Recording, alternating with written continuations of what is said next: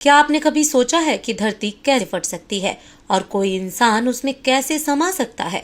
लेकिन जब बात सीता माता की हो तो यह सवाल और भी रहस्यमय हो जाता है।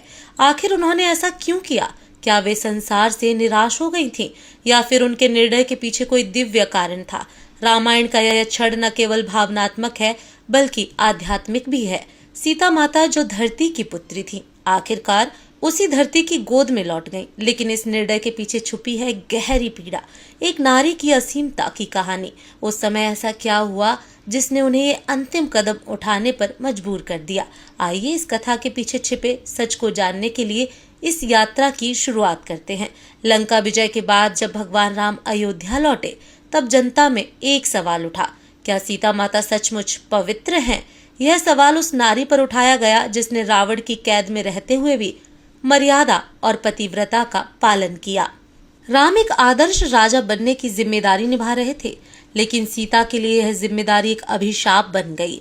उन्होंने पहले ही अग्नि परीक्षा दी थी, अग्नि देवता ने स्वयं उनकी पवित्रता की गवाही दी थी।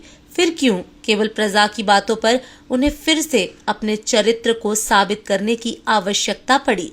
यह वही क्षण था जिसने सीता के मन में गहरा आघात पहुंचाया।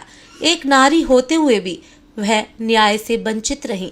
क्या यह वही राम थे जिनके लिए उन्होंने सब कुछ त्यागा? जब सीता माता को फिर से अपने चरित्र की सफाई देनी पड़ी तो उन्होंने कुछ नहीं कहा, पर राम ने उन्हें लोकमत के चलते त्याग दिया, और वह भी तब जब वह गर्भवती थी। राजमहल की रानी एक पल में बन गई एकांत वन की वासिनी। उन्होंने लक्ष्मण के साथ जंगल की ओर प्रस्थान किया, जहां उन्होंने महर्षि वाल्मीकि के आश्रम में शरण ली। वहीं उन्होंने लव और कुश को जन्म दिया, दो वीर पुत्र जो आगे चलकर रामायण की कहानी में अहम भूमिका निभाते हैं। पर एक माँ के मन में क्या बीतती है जब उसे अपने बच्चों को पिता से दूर अकेले पालना पड़े? सीता की चुप्पी में आक्रोश था, त्याग था और सबसे बढ़कर आत्मसम्मान था। यह सिर्फ एक वनवास नहीं था, यह उस नारी की सहनशीलता की परीक्षा थी जिसे बार बार परखा गया। महर्षि वाल्मीकि का आश्रम एक शांत, पवित्र और आध्यात्मिक स्थल था, जहां सीता माता को बाहरी दुनिया की पीड़ा से कुछ शांति मिली। यहाँ उन्होंने न केवल स्वयं को संभाला बल्कि अपने गर्भस्थ शिशुओं को भी शक्ति और संस्कार दिए। वाल्मीकि ऋषि ने उन्हें सम्मान दिया, एक देवी के समान स्थान दिया। सीता माता ने आश्रम में रहकर एक साध्वी का जीवन जिया, सेवा, तपस्या और मातृत्व से भरपूर। उन्होंने अपने भीतर की पीड़ा को मौन में बदल लिया, लेकिन उनकी आंखों में आज भी कई प्रश्न तैरते थे। उन्होंने कभी शिकायत नहीं की, न राम से न समाज से। सीता यहाँ केवल लव और कुश की मां नहीं थी, वो उन सभी नारियों की प्रतीक बन गई जो संसार के अन्याय के बावजूद गरिमा से जीती हैं। यही वह समय था जब सीता एक रानी से एक महाशक्ति में रूपांतरित हो रही थी। वाल्मीकि आश्रम में पल रहे लव और कुश सिर्फ राम के पुत्र नहीं थे, बल्कि सीता की तपस्या और संस्कारों का जीवंत प्रमाण भी थे। वाल्मीकि ने उन्हें शास्त्र और शस्त्र दोनों की गहरी शिक्षा दी। वे धर्म, नीति और युद्ध कला में पारंगत हो गए। एक दिन राम द्वारा आयोजित अश्वमेध यज्ञ का घोड़ा उस वन क्षेत्र में पहुंचा जहां लव कुश रहते थे। दोनों भाइयों ने घोड़े को रोक लिया और चुनौती दी कि पहले हमारे प्रश्नों का उत्तर दो, फिर घोड़ा ले जाओ। राम की सेना भी उन्हें नहीं रोक सकी, यहाँ तक कि लक्ष्मण, भरत और शत्रुघ्न भी पराजित हुए। राम स्वयं युद्ध भूमि में उतरे, पर जैसे ही उन्होंने लव और कुश को देखा, उनका हृदय विचलित हो उठा।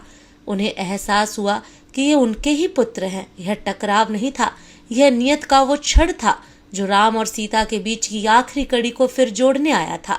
राम ने लव और कुश से युद्ध में हारने के बाद उन्हें गले लगाया और स्वीकार किया कि ये उनके ही पुत्र हैं। लेकिन इससे भी बड़ा एहसास राम को हुआ। उन्होंने महसूस किया कि सीता ने कितनी कठोर परीक्षा दी थी, कितने कष्ट झेले थे। समाज और राम के फैसलों ने उन्हें बहुत कुछ सहने को मजबूर किया था, लेकिन उन्होंने कभी कोई विरोध नहीं किया। राम ने सीता से मिलने की इच्छा जाहिर की, और जैसे ही सीता ने यह सुना, उनका दिल भारी हो गया। अब उनके मन में यह सवाल था कि क्या सीता अपने आघात को भुला पाई थी? क्या वह अब भी राम को स्वीकार करेंगी? यह वही क्षण था जब राम ने सीता से मिलने का आह्वान किया, और सीता ने अपनी पीड़ा और त्याग के बाद एक अंतिम निर्णय लिया। क्या यह उस त्याग का मूल्य था जो सीता ने पूरी निष्ठा से किया था। क्या यह न्याय था या उनका बलिदान? राम से मिलकर सीता ने अपने जीवन के कठिन दौर को संक्षेप में महसूस किया, लेकिन वह पूरी तरह से शांत थीं। उन्हें अब किसी प्रमाण या सफाई की आवश्यकता नहीं थी। वह जानती थीं कि वह खुद को कभी किसी से कम नहीं समझेंगी। यह सिर्फ समाज का समझौता था जो उनके जीवन के सबसे पवित्र क्षणों पर सवाल उठा रहा था। जब राम ने सीता को अपनी पत्नी के रूप में फिर से स्वीकार करने की इच्छा जताई तो सीता ने एक नया रास्ता चुना। उन्होंने धरती माँ से अपनी शरण मांगी और उसी क्षण धरती ने उन्हें अपने अंदर समा लिया। यह न केवल सीता के कष्ट का अंत था बल्कि एक नए अध्याय की शुरुआत भी थी। सीता ने अपने अंत को आत्मसम्मान के साथ स्वीकार किया। वह धरती में समा गईं जहां उनकी आत्मा को शांति मिल गई। क्या यह उनके द्वारा चुना गया निर्णय था या यह उनके लिए एक अंत से ज्यादा एक नए जीवन का आरंभ था? सीता का धरती में समाना एक महान त्याग की परिभाषा बन गई। यह कोई साधारण घटना नहीं थी बल्कि यह उस नारी की यात्रा थी जो अपने सत्य, सम्मान और धर्म के लिए हमेशा खड़ी रही। धरती ने उन्हें आत्मसात किया। यह किसी मानवीय भावना या कमजोर निर्णय का परिणाम नहीं था बल्कि यह सीता के आत्मविश्वास, उनकी शक्ति और उनके बलिदान का प्रतीक था। राम ने सीता को खो दिया था लेकिन सीता ने राम से कुछ अधिक खो दिया था, अपना आत्मसम्मान, अपनी पहचान और अपने पति के प्यार का एहसास। उनका धरती में समाना उस समय की सोच और समाज की सीमाओं से बाहर था, एक आदर्श और अंतिम सत्य के रूप में। सीता का निर्णय यह साबित करता है कि एक महिला का सम्मान किसी के अनुमोदन या समाज के विचारों से नहीं बल्कि उसकी आत्मा और उसकी आंतरिक शक्ति से आता है। क्या हम समाज की इस बात को समझ पाए? क्या आज भी महिलाओं को अपने सम्मान के लिए ऐसे ही बलिदान देना पड़ता है? सीता का धरती में समाना केवल एक व्यक्तिगत निर्णय नहीं था, यह उनके और राम के रिश्ते का अंतिम सत्य था। यह घटना दर्शाती है कि किसी भी रिश्ते में जब विश्वास और सम्मान की कमी हो तो प्यार भी अपनी पूरी गरिमा खो देता है। राम और सीता की इस मुलाकात में दोनों के बीच एक गहरा आध्यात्मिक संदेश था जिसे समझना और स्वीकारना बेहद जरूरी था। राम ने सीता को कभी दिल से स्वीकार नहीं किया जबकि सीता ने हमेशा राम को अपने दिल में पूरी श्रद्धा से रखा। सीता का समाना इस बात का प्रतीक था कि उन्हें अब अपने जीवन के सबसे बड़े सत्य को आत्मसात करना था। क्या इस क्षण के बाद राम को अपनी गलतियों का एहसास हुआ और क्या सीता की यात्रा को राम के समझने का समय अब आ चुका था? इस कहानी के पीछे एक गहरी सीख है, मानवता और सम्मान की कीमत को समझना। क्या आपको लगता है कि सीता के त्याग को समझना सिर्फ उनके समय तक ही सीमित था या यह आज भी हमारी सोच पर असर डालता है? सीता का धरती में समाना समाज के लिए गहरा सवाल छोड़ गया था। क्या हमने सीता के त्याग और बलिदान को सही तरीके से समझा? किसी भी युग में नारी को समाज के अनुसार जीवन जीने की उम्मीद होती है, लेकिन सीता ने सीमित सोच को चुनौती दी। वह न केवल एक पतिव्रता थी बल्कि एक शक्तिशाली और साहसी नारी भी थी जिन्होंने अपने सम्मान और सत्य के लिए हर हाल में खड़ा होना चुना। लेकिन क्या समाज ने उनके त्याग को सही तरीके से स्वीकार किया? क्या उन्होंने सीता को वह सम्मान दिया जिसकी वह पूरी तरह से हकदार थीं? या फिर यह सिर्फ एक बलिदान था जो समाज की धारा में विलीन हो गया?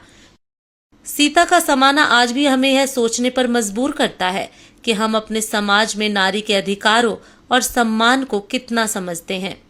क्या हम सीता जैसे महान त्याग और बलिदान को केवल एक कहानी समझकर भूल जाएंगे या इससे कुछ सीखकर समाज को एक बेहतर दिशा देंगे?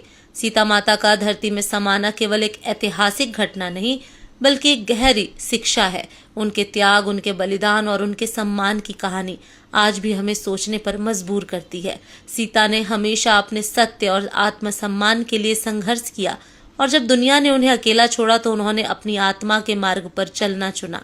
उनके निर्णय ने यह साबित किया कि किसी भी नारी का सम्मान उसके चरित्र और उसकी आंतरिक शक्ति और उसके आत्मविश्वास से जुड़ा होता है, न कि समाज की रूढ़िवादी विचारों से। क्या आज भी हम सीता के जैसे बलिदान और त्याग को समझ पाते हैं? क्या समाज ने नारी के सम्मान को सही तरीके से पहचाना है? सीता का समाना यह बताता है कि हमें किसी भी व्यक्ति की पवित्रता और त्याग को समझने से पहले उनके दर्द और संघर्षों को महसूस करना चाहिए। आज के समाज में सीता जैसी शक्ति को सराहा जाना चाहिए, न कि उन्हें बलिदान का प्रतीक बना दिया जाए। अगर इस वीडियो ने आपको कुछ नया सोचने पर मजबूर किया हो तो कृपया वीडियो को लाइक करें, कमेंट करें और हमारे चैनल को सब्सक्राइब करें। जय श्री राम।